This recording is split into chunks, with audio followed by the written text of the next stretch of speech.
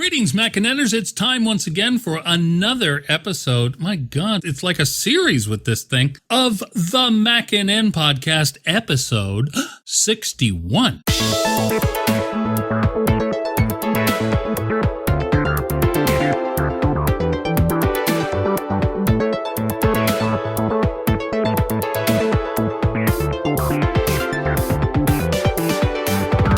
Welcome back, Mackinenners. Always a pleasure to have you with us. Thanks for spending a little time with us. I'm Charles Martin. I'm the editor of Mackinen. And over there in Washington, D.C. is managing editor Mike. Yeah. Not just the editor, but the supreme editor. Are you structuring the various editor titles in the same way the Daleks structure their hierarchy? It sounds like you are. Yeah, but then I'd have to paint myself like red and gold and have all these outcroppings and crap. So I don't think we're going to do that. Does that mean I'm the Emperor Dalek with all kinds of tubes coming out of me and I'm 20 feet tall? I didn't really follow through with the metaphor that far, but yeah. Well, we have a lot to talk about. And again, this week, though, it's mostly bad. I'm sorry to say. If you're an Apple shareholder, you don't need me to tell you. So we're going to talk a little bit about some more of the legal stuff. Amazingly, the FBI gets a break this week, I think. Oh, no, they don't. No, sir, they do not. Are they the ones behind the that guy? No, but there are other issues. We'll get involved in all this in a little while. Oh, damn. I was hoping for no FBI this week, but... Yeah, but this is just... We'll talk about it in a little bit. Yeah, okay. Before we get to that, because those are long topics, it has been a weird week this week. In particular, it's been a weird week. Yeah. We had a couple of very significant events. One of them happened on Apple campus. I want to just go over this because you can't not mention it, but it is a sensitive matter. But there was a software engineer that worked for Apple, 25 years old, who committed suicide at the Cupertino headquarters. It's a tragic event. There's a lot of speculation about what might have driven him to it, but you know what? That is really a waste of time. Yeah, we're not going to joke about this at all. I mean, the bottom line is a 25-year-old decided that his life was bad enough that he had to extinguish his own life. Yeah. Don't think it's got that much to do with the company. I expect it's Silicon Valley-related stresses. It's not cheap to live there. It's not a low-pressure environment. True, and on top of that, there's all the usual stresses that sometimes drive people to suicide, like family problems or relationships. Yeah, and we have no idea the guy's mental health. Right. The bottom line is that we feel bad about it, of course, and we feel bad for all the people at Apple who worked with him, and we mourn his loss along with you, both as just as a person and as an Apple employee. There was another case involving death, though, that has a kind of a different tack to it, if you pardon the nautical expression. A pair of 14-year-old boys from Florida sailed out in a 19-foot fishing vessel into Florida waters and never came back. The boat was eventually recovered over by the Bahamas, actually. Then the authorities lost it again, but that's not really terribly important, and they found it again is the important thing. But when they found it again, they discovered that one of the boys' iPhone 6, was in a compartment in the boat. Mm-hmm. But it had been there since last July. This is when... In seawater. Yeah, in seawater, so very waterlogged, also in very rough conditions because this boat was just drifting along in the Atlantic Ocean.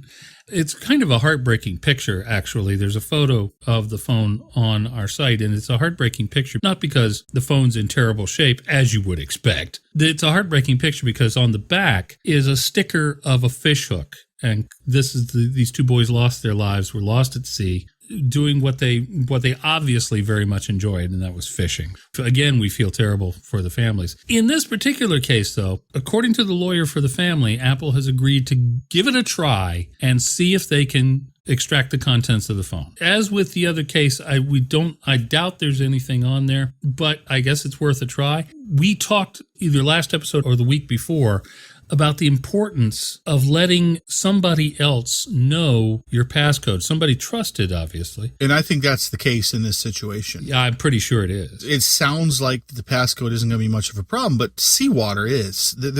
I just don't see where there's anything surviving on this phone at all. Well, it very much depends on whether there was any power coursing through it at any point there, if the battery ruptured or whatnot. But yeah, I don't think a passcode is going to be the issue here. But this just reiterates, let somebody know something could happen to you. And unless you want that information to go with you, let somebody know how to get in there. The other thing is we certainly hope that for the family's sake that they can find something of value there. But I have a feeling, as it was in a compartment in the boat and nobody plans to get lost at sea, there's some mystery about exactly why that happened. The boat clearly did not capsize. So not very clear on what actually happened. Yeah, there's some non-Apple related things going on. Like, for instance, the battery breaker was in the off position. Yeah. But that could have just been to conserve power had they taken on water. And a couple other situations where some people say, well, it's hard to reach that, so there has to be shenanigans. Well, no. There are emergency procedures that they could have taken willingly. Yeah. But that's not really the point of this discussion. The point of this discussion is, will they get anything off the phone? I will say no, just because of the environment that the phone's been in. Regardless of power, seawater is amazingly hard on electronics. Yeah,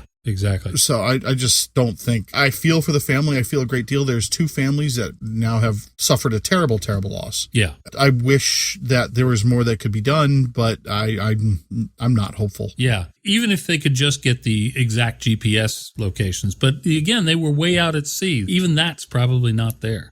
So, yeah, I don't know that there's much that they can get, but assuming that they can actually get anything at all. But here's the thing that interests me is that this is a case, we had a similar case like this not too long ago about an Italian father who wanted Apple to try and get the information off his son's phone because his son died. Mm-hmm. But in that case, there was plenty of opportunity to get the passcode, and they never did. Well, they did some steps. They registered his thumb. Yeah.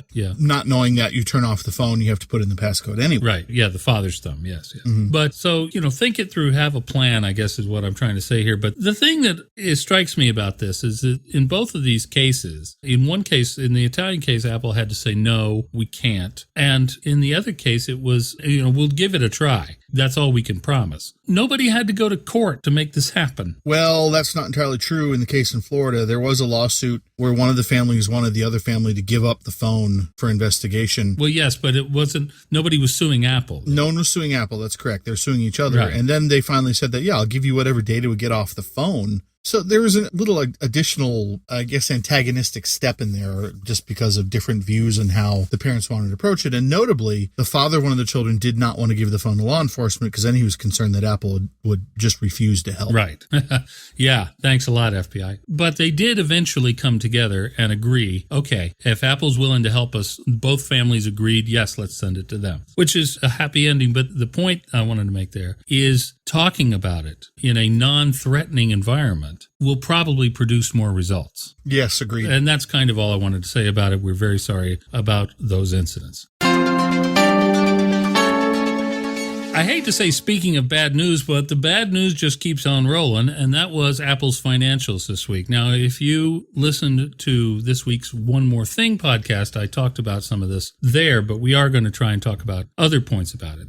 This was, I thought, a very interesting quarter, both the numbers themselves and the way that Apple dealt with it. As I said on One More Thing very briefly, this is where Tim, it doesn't get to say we set a record.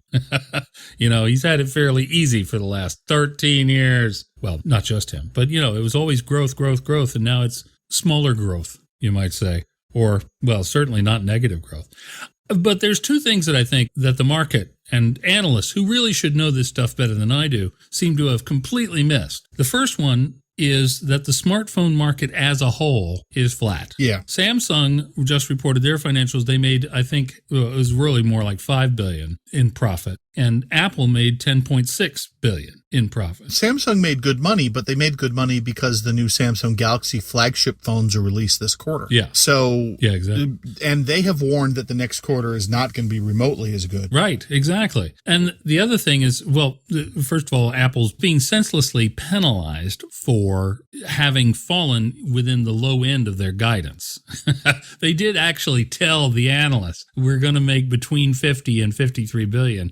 And they did. So naturally, the stock takes a dump. Sure, that makes sense. The other thing is, like I said, the analysts are forgetting the larger smartphone market, but also Apple is still making tons of money. 10.6 billion is only a small number compared to the Apple of previous quarters.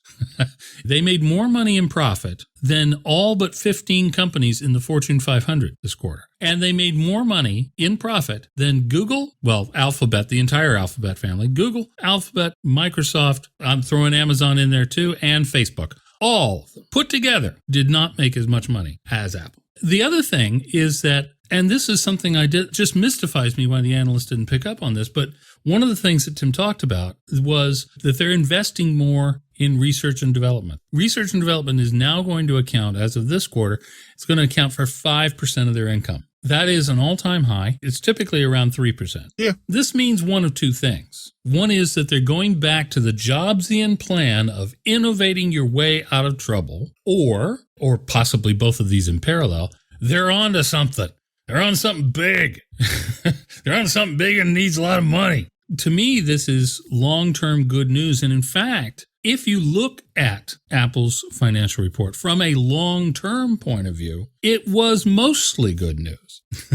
They all but said there's a new iPhone coming out this fall. That's probably very good news. The research and investment thing will pay off because Apple makes more, they get more value out of their R&D dollars than anybody. They're increasing the dividend again and have already said they're going to increase it every year. Does that sound like a company in financial trouble to you? There is some movement in one of the pet things that Apple has advocated for some time. There's a little bit of movement going on about finding a way to repatriate some of that foreign currency back into the United States so that Apple doesn't have to borrow so much. That would be great.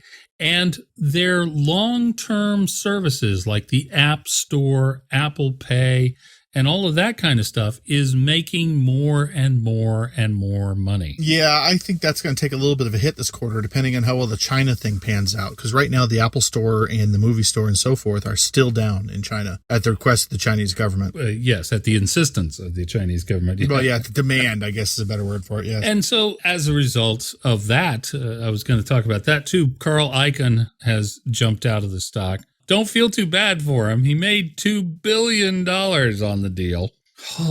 But he's nervous about China. He thinks that the government there is too difficult to deal with. And they're certainly finickier than some. But I don't know. I've been looking at the amount of flack that Apple's been getting from our government and thinking to myself, China seems like just a small hissy fit by comparison. We'll see, of course, how long those iBook store and the movie store stay down. But I think certainly Tim sounded like he didn't see that as a big ongoing problem. More of a problem for the company is the stock price as a result. At recording time, stock price is $93.74 a share. Mm-hmm. And just before the earnings announcement, it was $104.35 a share, shaving many, many billions of dollars off of the market cap of the company. Yeah, at least $40 billion just gone. Mm-hmm. Now, for a company that's valued at around $700 billion, $40 billion is not as bad as it sounds. For anyone else, that would be the kiss of death. As I mentioned, $40 billion is more than Amazon makes. Yeah. So we'll get to Amazon again in a minute. But this movement has been seen before. First of all, and it really mostly rattles short-term investors, apparently like Carl Icahn. The longer-term investors know that this is a blip. It's not going to carry on. Although having just said that, I do expect, and Apple has already guided, that the next quarter is going to be really bad too. And you can safely expect, although they didn't talk about it, that the September quarter is going to be awful because everybody knows the new iPhone is right around the corner. What does that do to iPhone sales? Oh, it's terrible. But there was another bright spot. I didn't mention it before. I'm going to mention it now. Apple came out and said, and they never do this, they came out and said, well, all right, the June quarter is going to be awful, but keep your eye on the iPad sales. They're going to be pretty good. I'm going to be frank. I hate quarterly reports. I have always hated writing them. I have always hated talking about them because the companies are going to do what the companies are going to do. And you can look at them isolated or you can look at them year over year or whatever. And as long as the consistent trend is okay, then your company's okay. If the consistent trend is not like BlackBerry, then you've got a problem. Yeah. But looking even at 2 quarters or even a year is not that useful. I just don't understand why industry analysts, regardless of whether you think they are very, very smart or not very smart, why they think they can influence what Apple is doing. If there is one thing that you should know about Apple, particularly if you're investing in it, is that they are a long game player. Tim Cook does not wake up this morning wondering how the Apple Watch did. He wakes up every morning wondering about that plan he has that is going to take 10 years to realize. That's what he thinks about. Nothing short term. He actually said it at the shareholders meeting. I've got a thing we're working on, and it's not going to be out anytime soon, but it's just going to be Christmas Eve for a long time before Christmas comes. He actually said that. And this is Apple's modus operandi. When Steve Jobs revealed that they were going to switch to Intel chips, this was not a decision they had reached 6 months earlier or a year earlier. He said at the time they'd been testing this possibility for 10 years. So in other words, because that was in 2006, that means that they had been working on this since practically the day he came back. Yeah. And had been fooling around with it for some years before that, but not really serious. You have to look at some books made well after the fact. Like, for instance, the Apple design book that came out about 15 years ago talked about the Snow White design language and other products that they had in mind back around 1990. Yeah. And there were hundreds of products that the Frog Design cranked out for them that never saw the light of day. Yep. I imagine there's a lot of that going on right now as well. And who knows? We just don't know. And I'm picking my next words carefully. This is not an indication the company is dying. This is not an indication the company's lost its way. This is 100% an indication that the U.S. dollar is strong and that the economy is crap. Yeah. Yeah. Although how those two things, they don't normally happen together. When the economy is not that great, usually the dollar suffers. But in this case, it's exactly the opposite. Oh, you can have a strong dollar in a bad economy. It's happened before. Yeah. But it's not what people usually think of. Believe me, I'm sitting in Canada at the moment. Believe me, we feel that dollar every day. Yeah, it's all relative. It's a strong dollar relative to the rest of the world. Yeah. But unfortunately, that also undermines China, right? Because if the prices go up too much in China, people won't buy. And China is the second biggest market. So that's an issue. I noticed that Tim took the time to call out Japan for its growth and also called out his plans for India. Yes. Since that is very clearly, at least what Apple considers to be the next China. Yeah, they spent a long time talking about India on the investor question and answer session at the end of it. And again, for people who listen carefully to what Steve Jobs and now Tim Cook say, you can hear it. You can actually hear it. He actually said that India is where China was 7 or 8 years ago. What was Apple doing in China 7 or 8 years ago? Not much. Yeah, not a whole lot. And so they're making investments in India now that aren't going to pay off next quarter or next year, but will pay off big if they have bet correctly. And I think they're pretty good at that. Yeah, I agree. There is actually, you got to look through this report to find it, but there is actually a lot of good news in there. And I hope in particular that something like Apple Pay and some of the other services, I'm far from the only Mac user who has complained that iCloud could be a lot more powerful and better than it is. I'm not the only user who thinks that the iTunes store could use an overhaul. If those things do come to pass, you could see that sector actually, and again, Tim said it,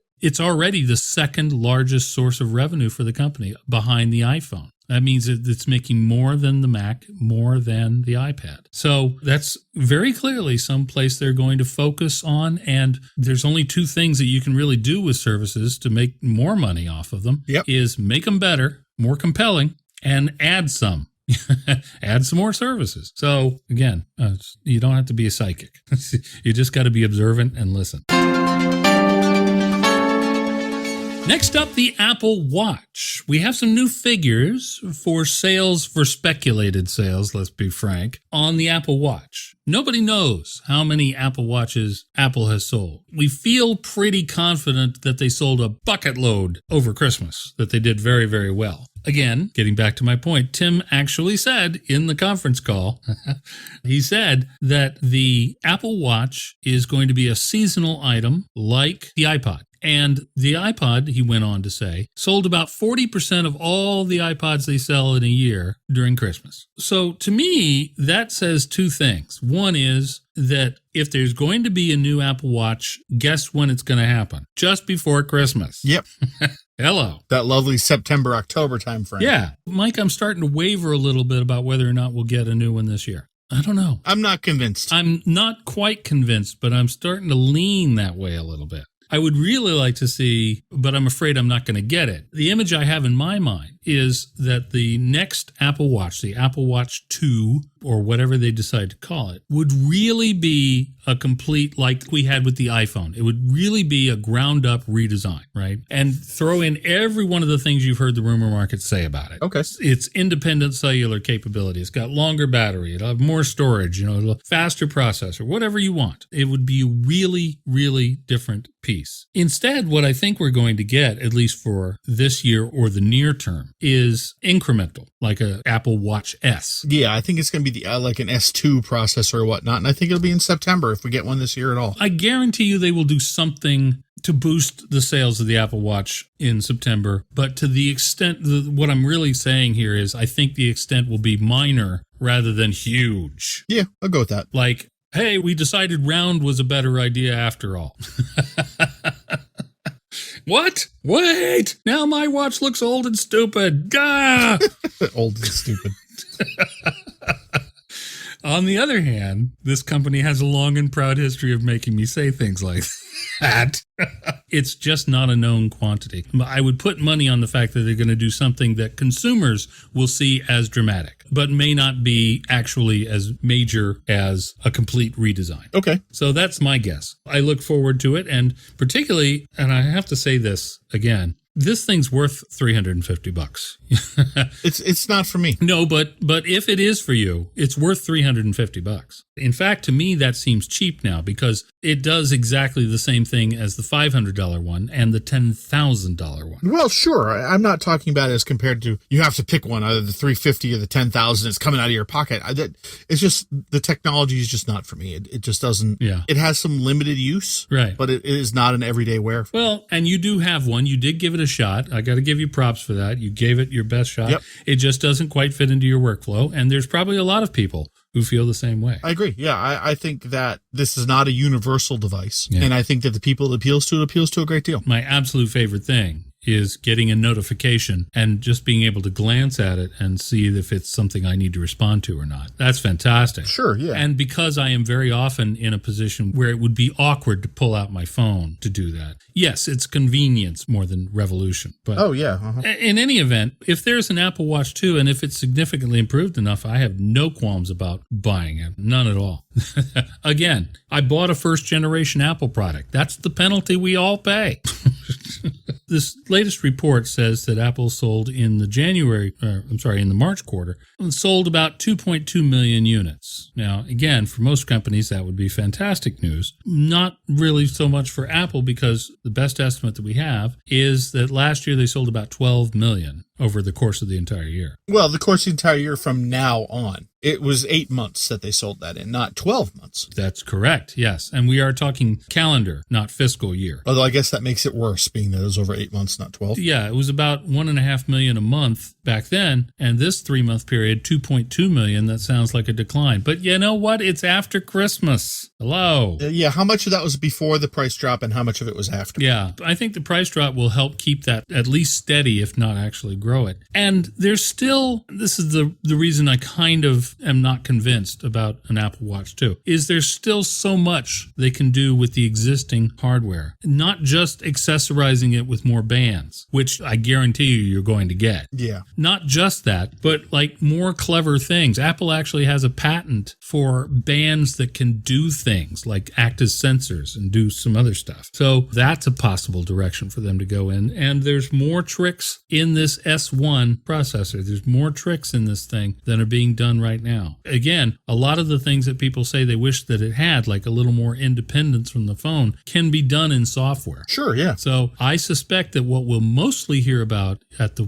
Worldwide Developers Conference in terms of the watch is watchOS 3. Well, it stands to reason that all of that is going to get an improvement. We're going to see a new OS 10 version. We're going to see a new iOS version. Right. But more than that, when you've got a new product, you iterate it quickly, very quickly. Well, more specifically in mobile, you iterate it quickly, and that's what this really counts as. So even though I think the hardware will actually have a Mac-like cycle of several years between major hardware revisions, the software, we're just in very early days here, sort of like the Apple TV 4th Gen. There's a lot more you can do with that thing, and it will roll out over time. So as far as it being a hit, relative to Apple's usual income from other things. It isn't, and it never will be, the next iPhone. Well, it kind of will, but that's another story. What I mean is that if they really do start giving the watch more independence from the phone, then for some people, it could replace the phone outright. Yeah, it could.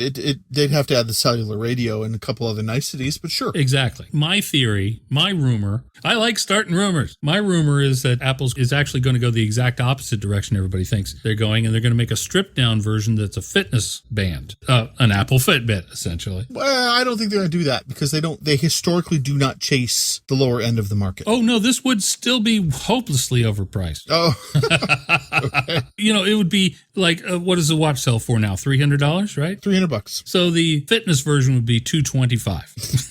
Jeez, okay. And they will be stripping out most of the features of it, but it will be one continuous, beautiful band with a Johnny Ive narrated video and everything. Spinning in space, right? It's the most beautiful thing we've ever done.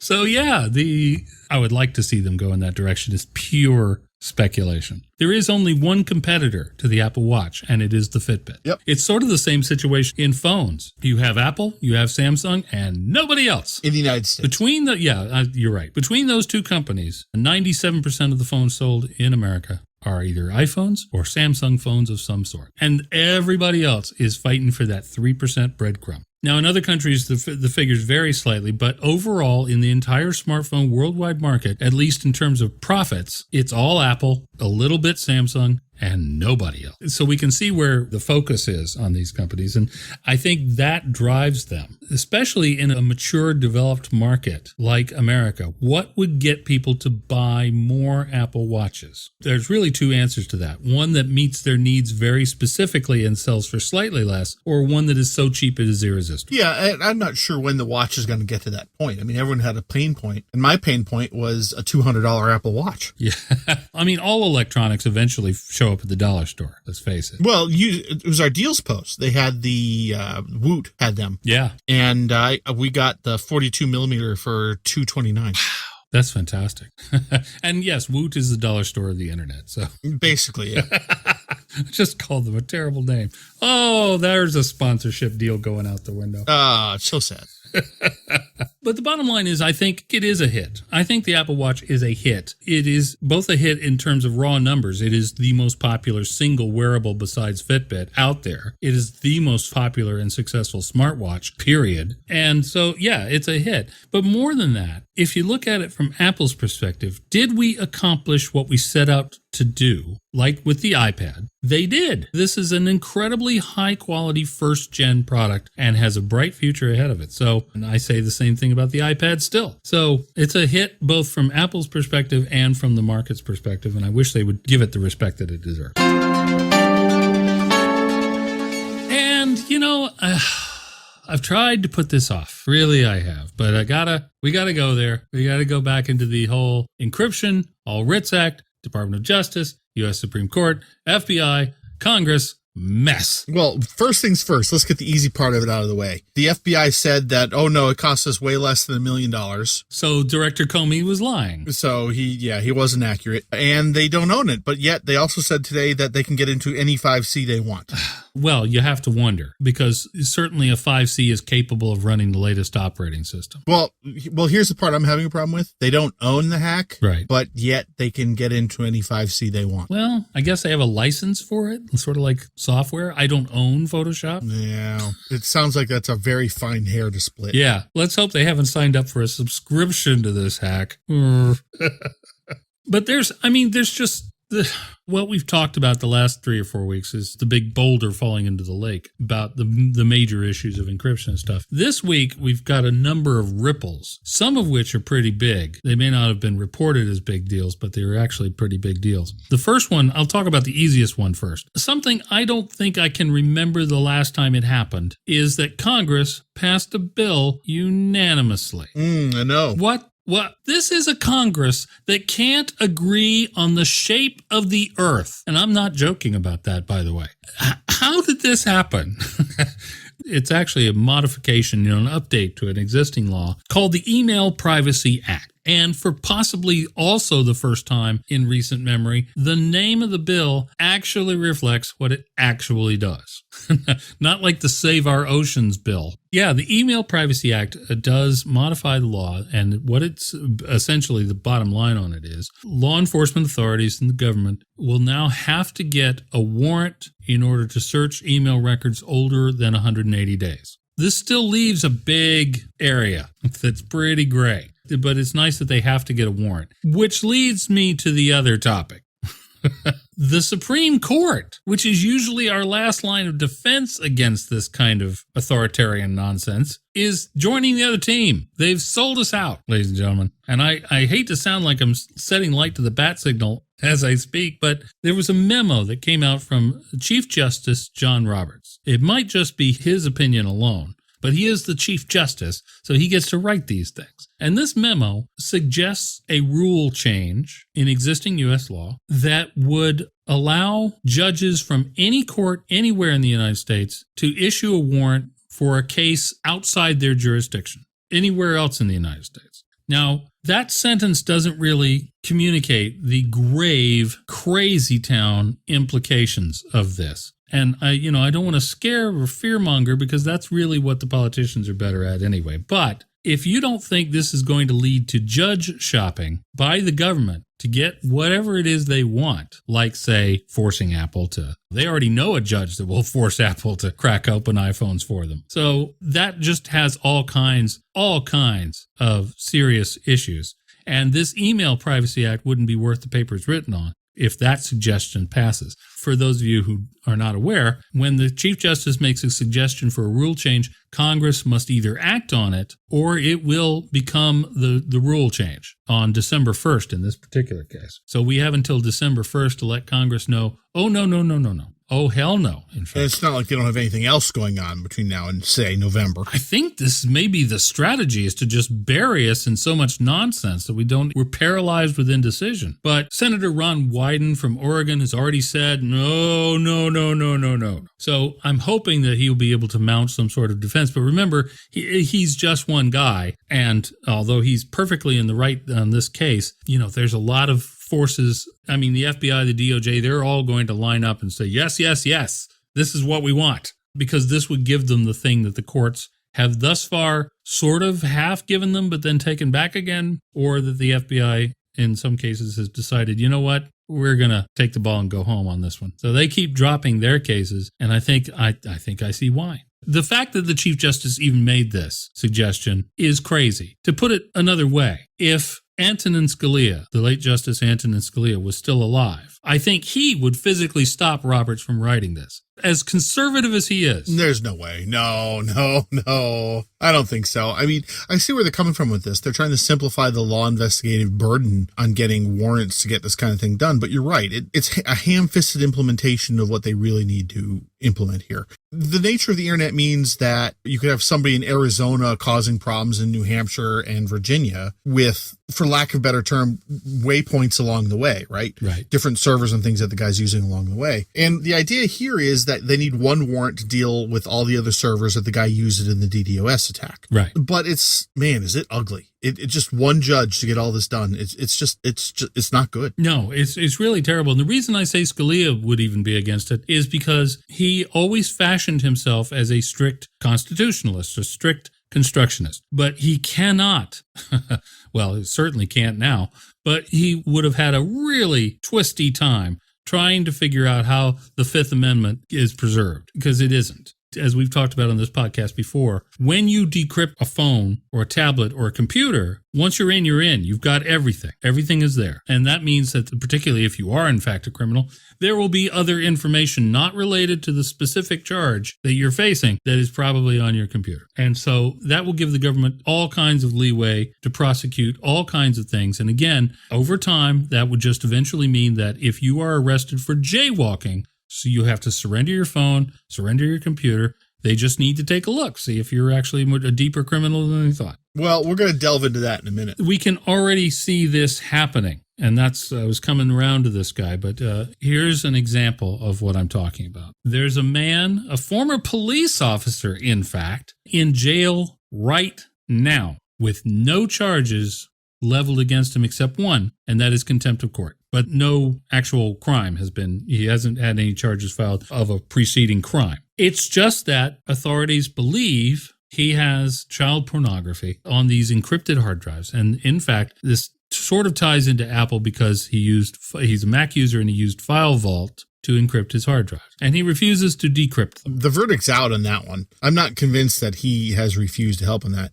What he did is a judge ordered him to decrypt it, which was then turned down in appeals court. So then they got the All Writs Act involved. Yeah. And so they kicked it back to the district court, which a magistrate judge then said, now you do it. And the guy did decrypt his phone for them. Yep, that's right. He did. He unlocked his phone after a couple of tries and unlocked an encryption app on the phone. What encryption app that is not clear. Now, when it comes to the hard drives, the detective said that he attempted multiple times with passwords that were way longer than the dialog box entry space. So we're looking at least 24 characters. But there's some fuzziness on the testimony here that I'm not. Right. Well, I'm just going to say that I'm not really super thrilled about the forensic specialist's experience in this matter. Yeah. He put in these passwords. He asked for a legal pad to chronicle the amount of attempts he took on these drives. And then they switched over to an interface more like the Mac Pros with the forensic software, whatever the hell that means. And then he continued to do it there. And he said, I'm sorry, I can't get it. And we're not at all clear how many times that he attempted to try this. Yeah. He didn't say no, he wasn't going to do it under his Fifth Amendment rights, which he did invoke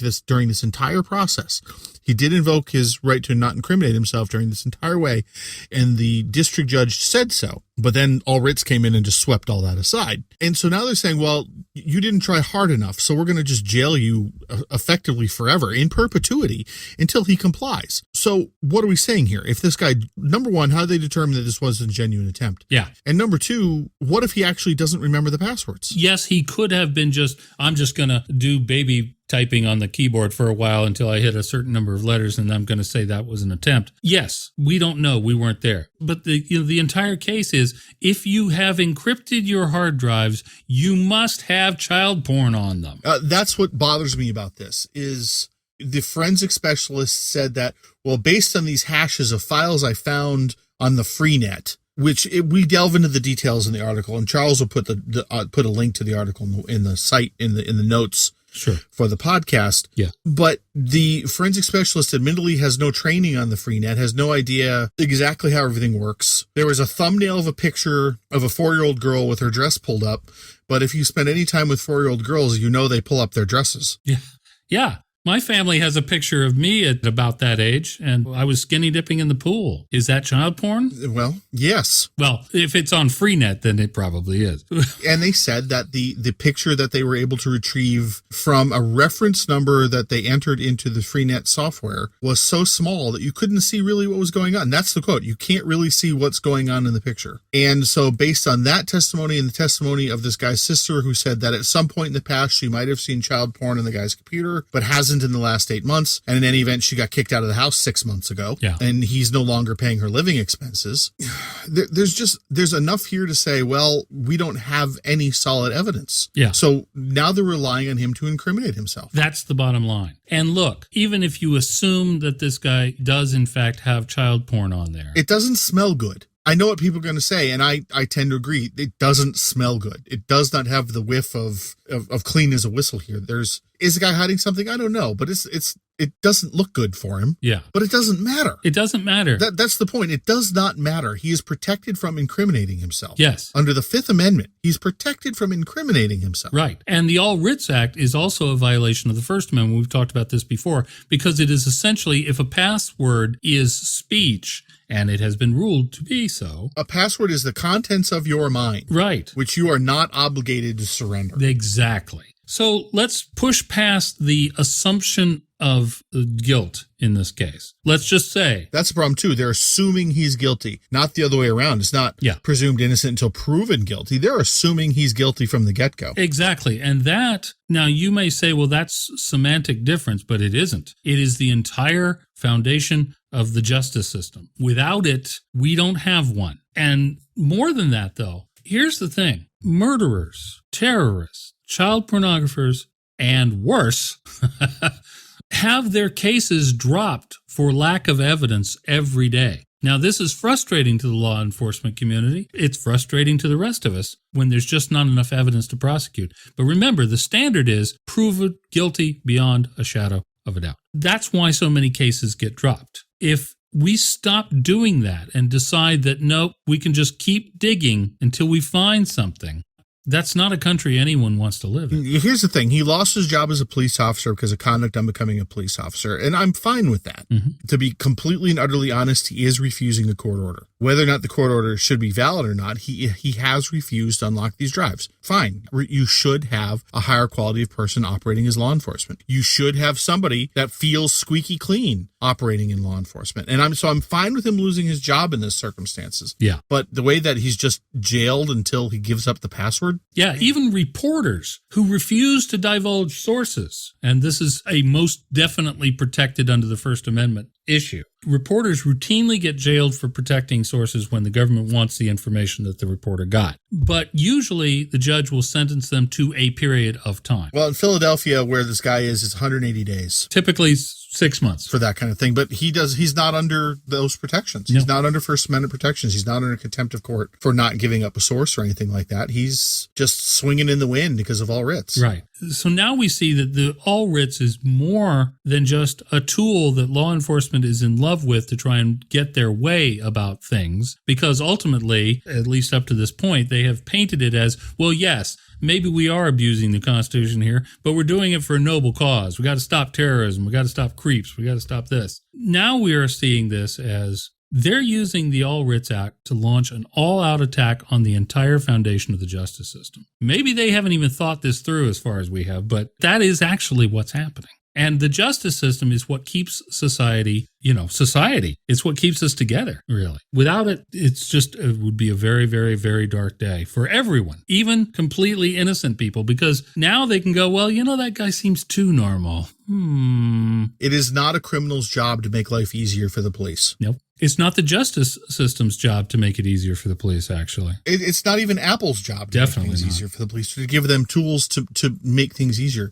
You cannot compel a safe manufacturer to make it easy for the police to get into a safe. Yeah. So why this is continuing in the digital age, I don't know. And again, we talked about this when this first went on. We said that this was going to be a frequent topic of conversation. And if this is boring, I am so sorry. But this is literally one of the most important things to come out of this part of the 21st century. Exactly. So it is a huge issue with huge implications. And I haven't even brought up in the last few episodes the ripple effect that it will have. If we start undermining our justice system, what is going to stop the rest of the world, both from coming after us and privacy and our privacy, but in instituting systems around the world? America has, for better or for worse, and you can call the judgment how you want, but they have spent much of the last 200 years telling the rest of the world, this is how you should do democracy. You should do it this way, with votes and with that and with this. And we're attacking our own institutions. If we do that, we weakened any progress that the rest of the world has,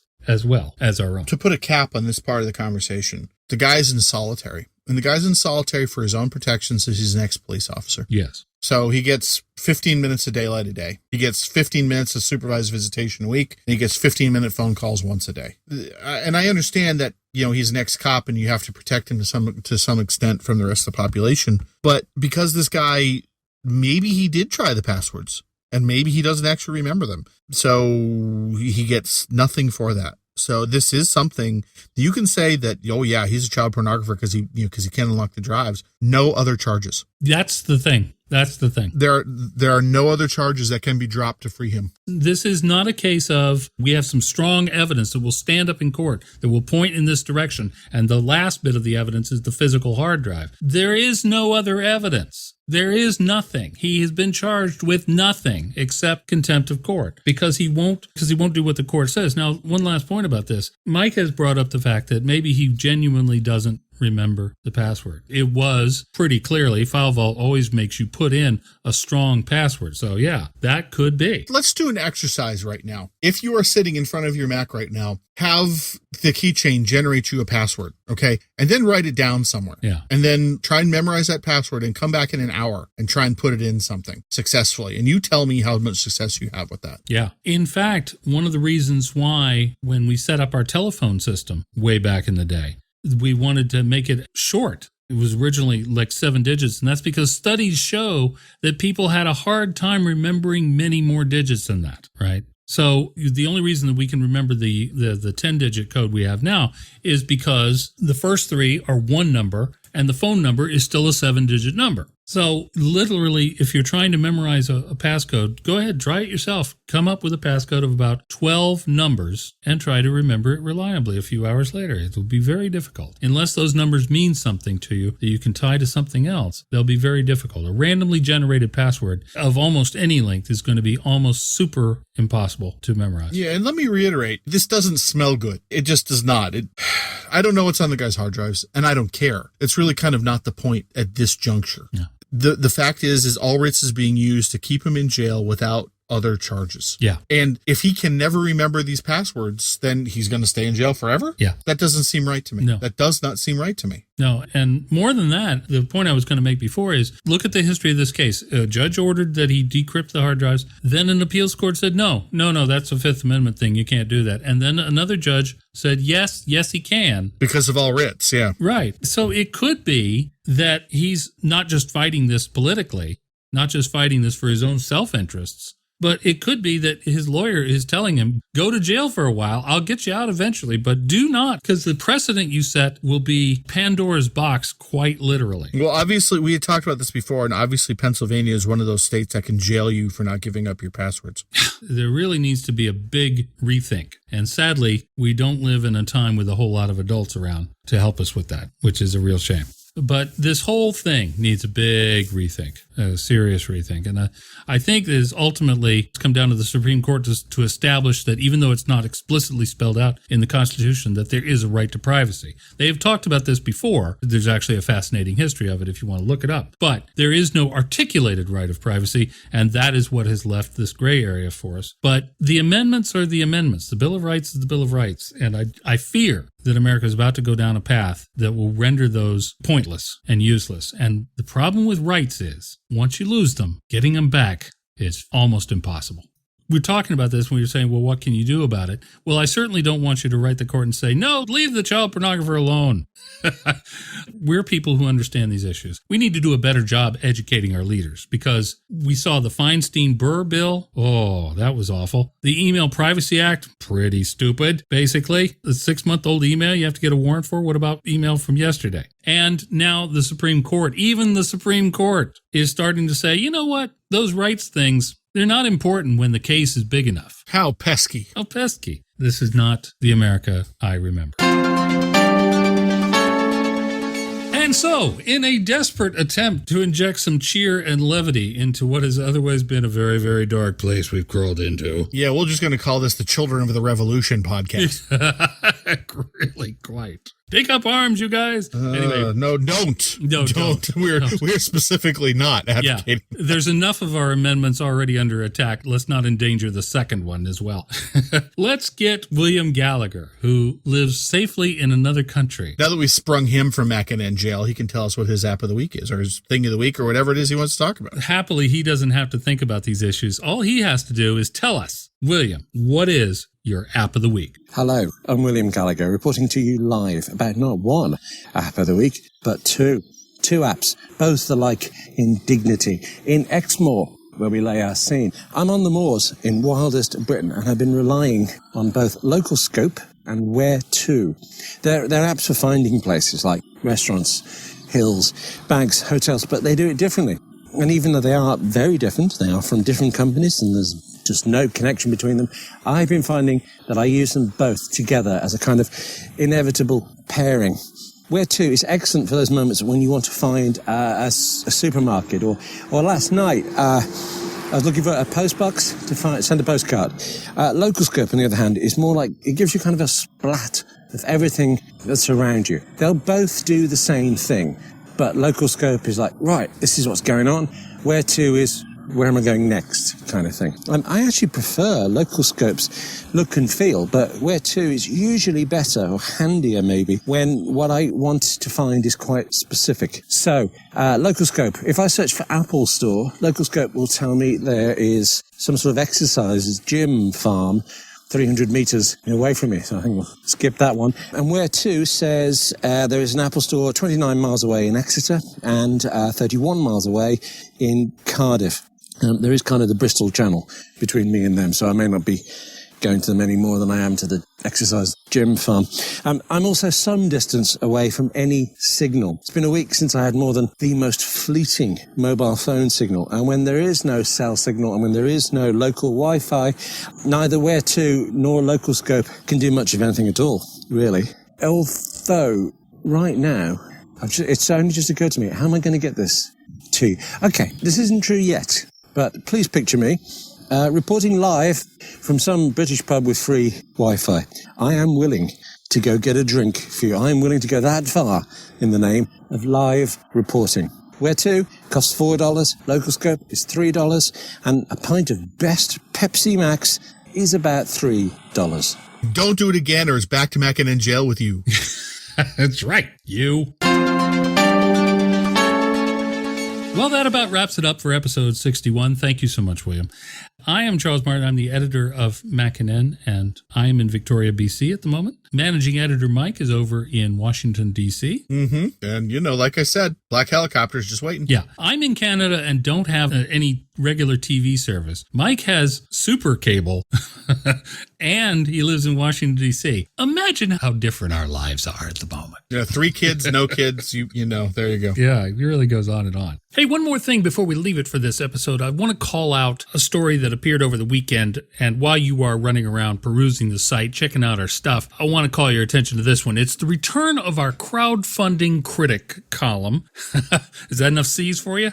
Crowdfunding Critic is a look at Kickstarter and Indiegogo and Patreon and other kinds of projects like that are relying on crowdsourcing, and they have not yet achieved their goals. So we're trying to shine a little light on things that we think would be of interest to our readers. And we really couldn't have kicked it off with a better choice, actually, than this one. It is a book. Yes, crowdfunding a book.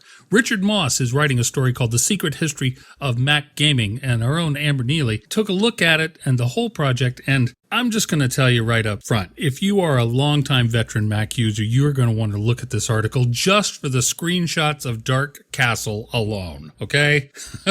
There's also Myst and Harry the Handsome Executive, and you're going to find out what happened to some of the people behind these great games, and also the long history. There's a much longer history than most people think of Mac gaming. So if you feel like you would like to support such a project, you'll find out how to do that in the column. But more importantly, you'll get to find out what Richard Moss is up to, what this book is going to be about. And even if you were never into Mac gaming all that much, I think you're going to see a really fascinating other side of Mac history that you'd not seen before. So go and check it out, Crowdfunding Critic, and it's only here on Mac and N, of course. On behalf of the entire staff of Mac and N, we appreciate your listening. We appreciate your reading the site. We appreciate your comments. Always let us know what you think, and we will see you again next week because I promise we'll try and find some better stories. We really will.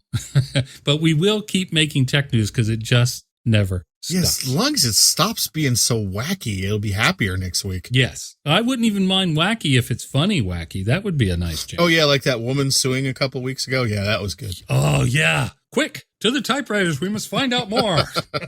Let me just put on my special computer disc shoe. Good times, good times. I will run over to the desk and get started. Anyway, we'll see you on episode 62. Thank you for listening. Good night, everybody. See you next week, everybody. Goodbye from Upper Hill in Exmoor.